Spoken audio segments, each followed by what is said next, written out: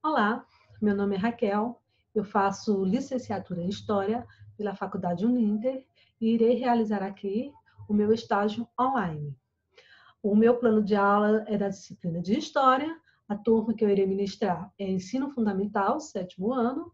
O conteúdo da minha aula é Escravidão no Brasil, a origem, a escravidão indígena, condições da escravidão e a abolição da escravatura. A escravidão no Brasil. A escravidão no Brasil foi implantada no início do século XVI. Em 1530, chegou o primeiro navio com negros escravizados.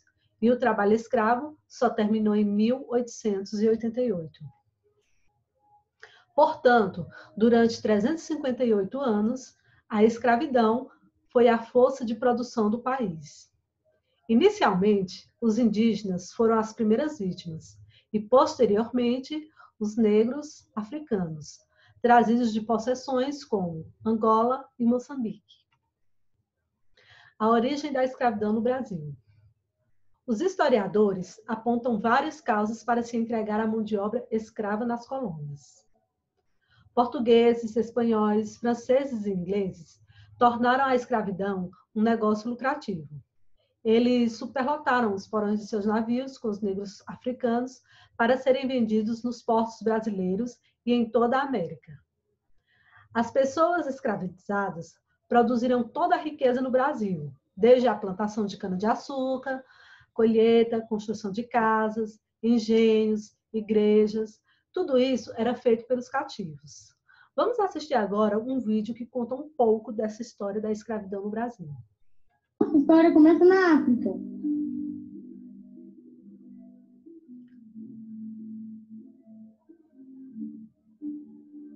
Nesse continente tinha um reino de homens guerreiros e fortes, mas muitos guerreavam uns com os outros.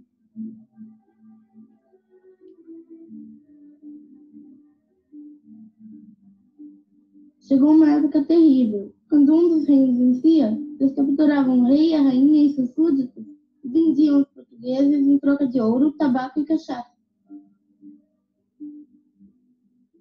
Os portugueses traziam essas pessoas ao Brasil, em navios negreiros, todos apertados, com pouca água e comida. No Brasil, esses reis, rainhas e seus súditos tornavam-se escravos das lavouras açucareiras. Vejo que você estudou bem o assunto do seu povo, Florestan. Tem mais, Dorinha. Esses meus antepassados ficaram 400 anos de escravidão. Trabalharam nos engenhos, nas minas de ouro e nas plantações de café.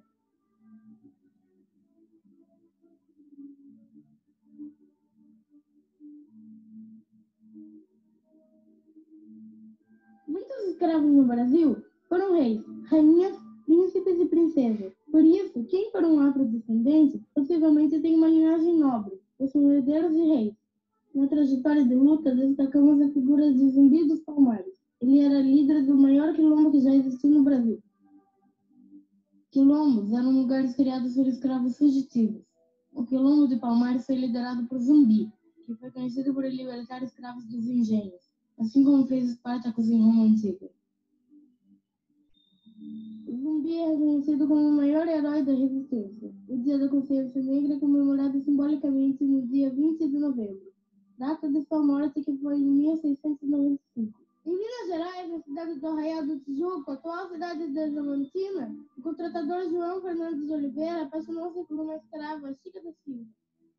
João Fernandes tratou Chica como uma verdadeira rainha, dando para ela os melhores vestidos, perfumes, joias. Chegou a construir para ela um enorme açude e uma galera. Outra história da trajetória dos escravos é a do Chico Rei. Ele era o rei do Congo, foi capturado, trazido ao Brasil para trabalhar nas minas. Naquela época, com a escassez das minas, o escravo que encontrasse ouro conseguia alforria. Chico encontrou uma galeria, mas não contou a ninguém. Foi para outro canto e encontrou um pouco de ouro. Com a sua alforria, Chico conseguiu comprar a mina de seu antigo patrão. Assim, Chico indicou a galeria aos escravos. E ele conseguiu alforriar cerca de 600 escravos nos meados do século XVIII. Quem foi rei não perde a majestade. No século XIX foi criada a Lei Eusébio Queiroz, proibindo o tráfico negreiro. Só podiam comprar escravos nascidos no Brasil, os crioulos, como diziam. Nessa época, destacou-se o poeta Castro Alves. um dos pioneiros da campanha abolicionista. Sua principal obra é O Navio Negreiro. Era um sonho dantesco, o tombadilho que das luzernas a vermelho brilho, em sangue a se banhar. Os negros, trazidos do continente africano, eram transportados dentro dos porões dos navios negreiros. Devido às péssimas condições desse meio de transporte, muitos deles morriam durante a viagem. Após o desembarque deles, eram comprados por fazendeiros e senhores de engenho, que os tratavam de forma cruel e desumana. Mesmo com a lei proibindo, existia um tráfico negreiro. Quando encontravam a fiscalização, jogavam os negros no mar, amarrados um ao outro numa pedra. Durante a Guerra do Paraguai, muitos escravos foram enviados no lugar de outras pessoas convocadas. Essa aproximação com a força militar levou a membros dos militares a admirarem os combatentes negros. E a partir daí, muitos militares passaram a fazer a campanha abolicionista. Em 1861, surge a lei do ventre livre. Assim, a criança que nascesse a partir dessa data já seria um homem livre. Porém, na prática, a criança ficaria aos cuidados do seu dono até os 18 anos. Em 1885, foi aprovada a Lei Saraiva-Cotegipe, ou dos sequestracionários que beneficiavam os negros de mais de 65 anos. Porém, dificilmente os escravos chegavam aos 65 anos. Essas leis eram literalmente para ingleses, pois a Inglaterra era a maior interessada na abolição dos escravos. A Inglaterra estava investindo no Brasil, nas áreas industriais e comerciais. Mas para o comércio ter fôlego, é preciso que as pessoas tenham salário. Se não tem dinheiro, como os escravos, não tem como comprar. Como a Inglaterra poderia ganhar dinheiro se boa parte da população era escrava no Brasil? Para ele, um escravo poderia ser um consumidor de seus produtos ingleses. Aliás, o sapato era um símbolo de alforria. Por fim, a campanha abolicionista conseguiu. Em 1888, a princesa Isabel assinou a Lei Áurea. A escravidão havia acabado no Brasil. A partir de agora está proibida a escravidão no Brasil. A escravidão acabou, mas os negros continuam sendo marginalizados. Ainda existem pessoas fascistas, e esse sentimento é um dos mais baixos de uma sociedade. O negro hoje conquistou mais direitos, entre eles a polêmica cota para negros nas universidades. E vocês? O que pensam sobre isso? Então, a gente acabou de assistir, né, um vídeo que conta um pouco da nossa história, que não devemos, né, nos orgulhar por essa história tão triste, né, de que foi a escravidão no nosso país. A origem da escravidão no Brasil. Além disso, o tráfico negreiro representou um ótimo negócio para a Europa e movimentava grandes capitais na América, Europa e África. Na prática, o transporte de pessoas escravizadas fomentou a produção de mais embarcações, alimentos, vestuários, armas e produtos que estavam ligados ao comércio de gente. Vamos falar agora um pouco sobre a escravidão indígena no Brasil colonial, né, que foi o primeiro tipo de escravidão aqui no Brasil. No início do processo de colonização no Brasil, empregou-se a mão de obra indígena. Os índios eram capturados por meio de expedições, como as bandeiras, ou obtidos com o espólio das guerras intertribais. Os portugueses estabeleciam aliança com as tribos e, em troca, conseguiam a mão de obra escrava. Mais tarde, a oposição dos religiosos, sobretudo dos jesuítas, acabou impedindo a escravidão dos indígenas.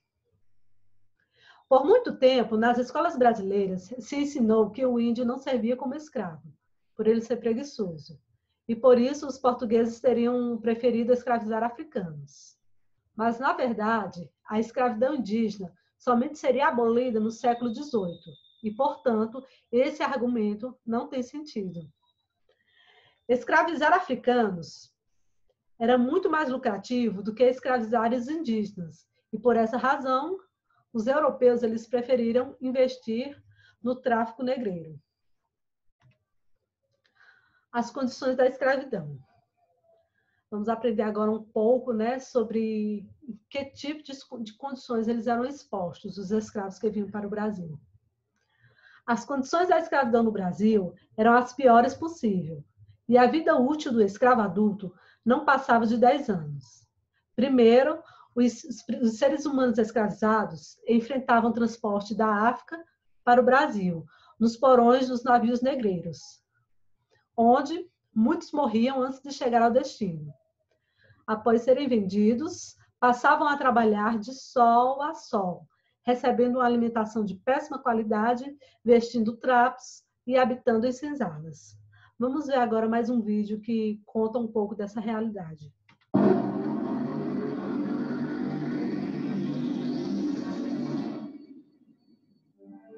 Durante 3 séculos, o trabalho escravo foi a principal mão de obra do Brasil e quase 5 milhões de pessoas foram trazidas à força da África. As lutas contra a escravidão existem desde o início de sua exploração. O caso mais importante foi em Alagoas, na Serra da Barriga, no século XVII, onde existiu um quilombo de Palmares liderado por Zumbi. Uma das mais notórias rebeliões foi a Revolta dos Malês, em 1835, que pedia a libertação dos cativos e a liberdade religiosa. Sob pressão, inclusive, de outros países, como a Inglaterra, Dom Pedro II oficializou a proibição do tráfico interatlântico de escravos com a Lei Eusébio de Queiroz, em 1850. A Guerra do Paraguai também foi fundamental para o abolicionismo no Brasil, já que as tropas incluíam escravos que lutaram com a promessa de receberem em troca a alforria. Depois do conflito, vários intelectuais, escravos libertos e veteranos de guerra criaram as sociedades abolicionistas. Uma figura importante no movimento foi José do Patrocínio, filho de uma escrava alforriada e de um padre. Foi redator do jornal Gazeta de Notícias, onde iniciou uma campanha pró-abolição. Ele fundou a Confederação Abolicionista, que reunia todos os clubes abolicionistas do país. O governo brasileiro, para acalmar os ânimos, instituiu 2 leis: a do ventre livre, em 1871, e a Lei dos Sexagenários, em 1885, que, na prática, apenas adiaram a abolição sem grandes vantagens para os negros. Foi quando, em 13 de maio de 1888, a princesa Isabel assinou a Lei Áurea e estabeleceu o fim da escravidão. Contudo, o governo imperial não garantiu direitos aos ex-cativos. Sem perspectivas e vivendo na miséria, muitos negros seguiram para os grandes centros urbanos, onde ergueram os chamados bairros africanos, uma das origens das favelas modernas.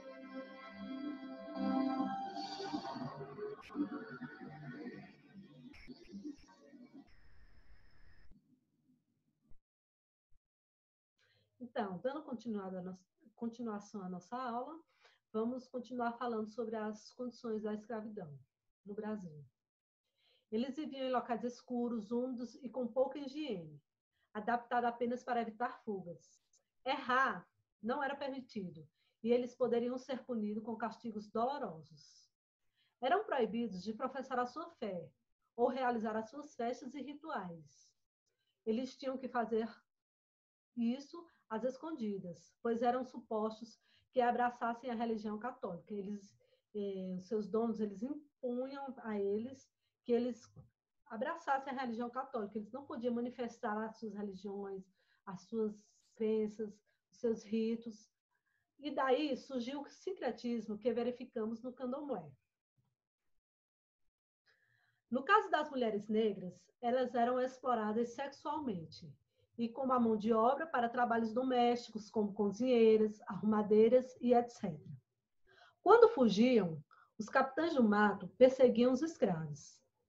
A obtenção da liberdade só era possível quando eles escapavam para os quilombos ou quando conseguiam comprar a carta de alforria. Ou seja, ou fugiam ou praticamente não conseguiam, né? Porque para conseguir comprar a carta de alforria, naquele tempo era quase impossível, né? Eles conseguiam juntar um valor que pudessem comprar as suas cartas de alforria. Numa sociedade em que adotava as ideias de liberalismo, não poderiam haver o espaço para a escravidão. Ou seja, aí vamos começar a falar sobre a abolição da escravatura. Afinal, a privação de liberdade não combinava com a nova etapa de capitalismo de consumo. O tipo de produção industrial exigia mão de obra barata E importar pessoas para serem escravas estava se tornando cada vez mais caro. Igualmente, quando a Inglaterra aboliu a escravidão de suas colônias, a produção agrícola ali seria mais cara, por conta dos salários pagos aos trabalhadores. Por isso, as colônias inglesas não poderiam concorrer com os baixos preços praticados pelos portugueses, por exemplo. Assim, era necessário transformar a mão de obra em trabalhadores assalariados. Isto iria igualar os preços da produção e, no futuro, os escravos iriam se tornar consumidores. Por isso, a Inglaterra, que liderava a nova expansão capitalista, aprovou a chamada Lei Bill Aberdeen.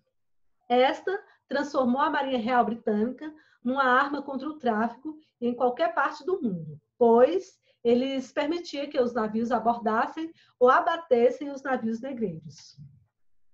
No Brasil, o tráfico foi oficialmente abolido em 1850, com a Lei Eusébio de Queiroz. Mais adiante, em 1871, a Lei do Ventre Livre garantiu a liberdade aos filhos de escravos. E em 1879, teve início a campanha abolicionista liderada por intelectuais e políticos.